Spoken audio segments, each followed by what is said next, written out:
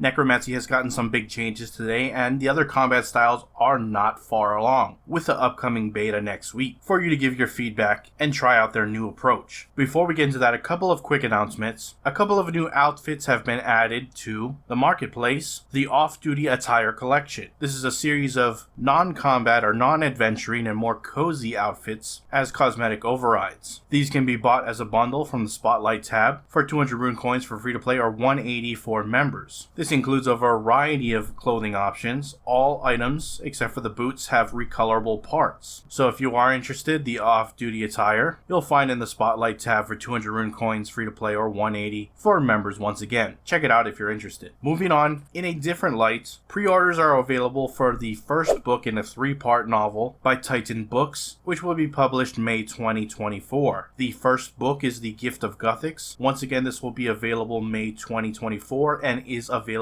for pre-order now. You can find it at your local bookstore or online retailers, as well as directly from Titan Books. So, with that said, let's look at today's combat updates as they pertain to Necromancy. Starting off, we got changes to the Conjure Skeleton Warrior ability. The damage has been reduced to 22 to 28%, previously 27 to 33. Additional damage has been changed to a damage increase. Previously, each rage stack would offer 1% ability damage. The average damage would be 55% ability damage per hit at max stacks, 30% base plus 25 from stacks. Now, each rage stack increases the damage by 3%. This is now 43.75% at max stacks, 25% base plus 75% damage increase from the stacks. Looking at Conjured Putrid Zombie, the adrenaline cost has been removed. The base duration is reduced to 42 seconds, subtracting 3 seconds. Movement speed has been increased from walking to running. The damage range of the passive poison effect has been reduced from 27 to 33 to 8 to 12%. Passive proc interval rate increased from 1.8 seconds to 3 seconds. They've reduced the damage and tick rate of poison, as currently it was offering too much passive damage for minimal investment, and they want poison builds to have their moments but still require equipment investment to see their full effects. And there was a bug fix where passive damage will no longer attempt to apply poison when wearing Cinderbane gloves. Looking at the changes to the command Putrid Zombie, the ability can now be cast without a target. Looking at Conjured Vengeful Ghost ability, adrenaline cost has also been removed. The healing value has been reduced to 125, previously 175%. Healing now happens on hit as opposed to on attack, which means that the healing value will scale up based on damage modifiers if the target is inflicted with debuffs such as Haunted or Vulnerability. And looking at Command Vengeful Ghost ability, adrenaline cost also removed. Command now has a fixed duration of 30 seconds and will require recasting to upkeep. They changed the effect from 100% of base damage up to a cap of 35% ability damage to 10% of base damage up to a cap of 20% ability damage as bonus damage. The intention with this change is to still enable the benefit of applying high damage abilities while reducing how much extra damage was being generated from lots of instances of low damage hits. Looking at the life transfer incantation, they increased the duration from 20.4 seconds to 21 seconds. Changed from maximum life points to base life points. So if you have 15k life points with 99 constitution, it will only lose 4950, which is 9900 halved, instead of losing 7500, which is what you would lose in a current version. Changes to the Invoke Death incantation, they increased the duration to 12 seconds, which was previously 6. It's still a 1 application per cast, but there was an over-reliance at the start of fights on being tick perfect with Invoke Death, which made it feel clunky to interact with. They've also resolved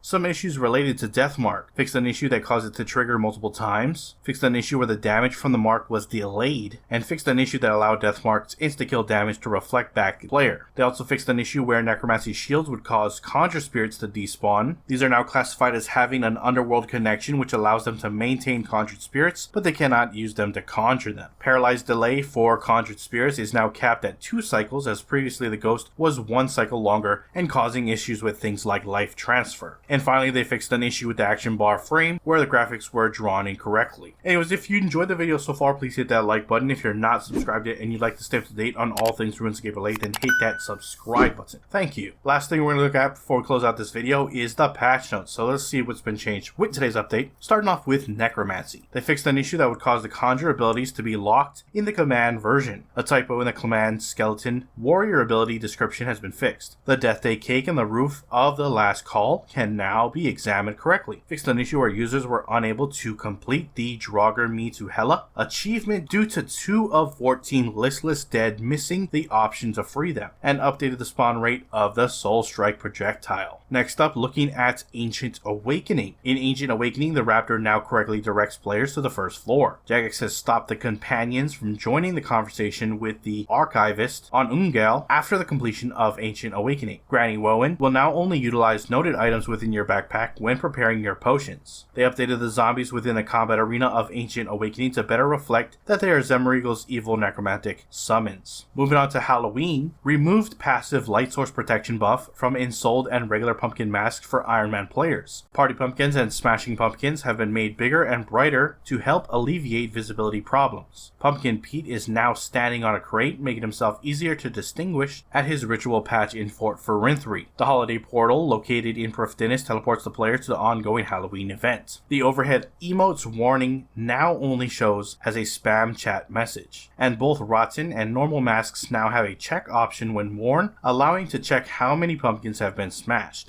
Finally, we're going to take a look at some general changes. Fixed an issue with the size of the chat head model for the Micah pet. Players now cannot chop a tree with a blessed hatchet until level 30 woodcutting. The position of the skeletal vial animation override has been adjusted and now held in the correct hand. The specific quick chat bubble appears when using the Wilderness Flash event option. Token rewards from Treasure Hunter should now be delivered to the inventory if the bank is full. Fixed an issue that would prevent the ground exchange value from updating on the smithing interface based on the tier of the item. Fixed the double XP timer from visually pausing on mobile if the chat was open. A volume slider is added to the options menu in the lobby while on a mobile device. Fixed an issue that resulted in no XP being awarded when using Protean Essence with the Protean Processor at levels 72 to 76 Runecraft. Fixed a typo in the examine text of skill training dummy crates. A grammatical error in the Raksha observation page has been corrected. The Decorated Hunt and Earn crafting menu now shows the amount of mud runes from the rune pouch. Fixed a typo within the teleport interface for Nature Sentinel Helm. Fixed an issue with a small amount of map tiles near the crafting guild that forced players to move east when stepped on. Crocodile handling at Het's Oasis no longer be done while running Make X actions. Fixed an issue that caused the Dwarven Instinct Aura Unlock display multiple times as chat notification at once. Fixed an issue where Death's dialogue could appear during cutscenes. The full stop was removed at the end of the sentence when setting up the effigy incubator when talking to Vicyndathus. The notice board outside of the Artisan's Workshop has been removed. This was intended to provide players with information on mining and smithing rework and is no longer needed in game. Fixed a typo in the pet interface for Muick. It now correctly says Elegant Muick. Added an option to reset slider puzzles to resolve puzzles that are broken from a login lockout. Fixed an issue that caused flags for other language servers displayed in French chat to show a beta server icon. The mining accumulator now correctly appears as device mining accumulator in the invention skill guide. Cursed energy is no longer listed as an ingredient for transmuting radiant energy in the skill guide. Fixed a typo when speaking to Larxus after defeating all champions. Fixed an issue with the missing hitbox of the wheelbarrow at the Falador Cabbage Patch. Names of Polnovich bandits have been adjusted in the agility skill guide. An issue with the chat message has been fixed when the passive effect from the crystal knife activates. Some clipping and blocking issues at the cave entrance near Catherby and White Wolf Mountain have been fixed. Fixed functionality to only deposit logs and bird nests when interacting with log piles in Woodcutter's Grove. The taking it easy rest animation no longer loops infinitely. All the Nature Sentinel teleport options have the same color. The broadcast message for 3rd Age Ranger chaps is now more accurate. Corrected a typo when combining the items required to create a Slayer helmet. Sailfish is now selectable as a cooking quick chat option. Fixed tooltip information on the Elysian, Divine, and Arcane Spirit shields. The chat message is no longer cut off when trying to duel somebody who is already in combat. The tooltips for the Pawa and Grand Mall entries in the skill guide are now correct. Smoldering plants now now disintegrate to ash as expected and allow new plant to be lit on fire immediately when they are removed from the main hand slot before the timer runs out. The in-game clock has been added back on mobile. Planting a tree or fruit tree in your last unplanted farming patch now correctly unlocks the Gotta Patch 'em All achievement. And lastly, the correct wording is used when reporting a player on mobile. That is it for your patch notes. Links to everything discussed in this video will be down in the description below, so head on over there, check them out if you wish to do so. And if you missed last week's video, it's on screen now. Check them out there,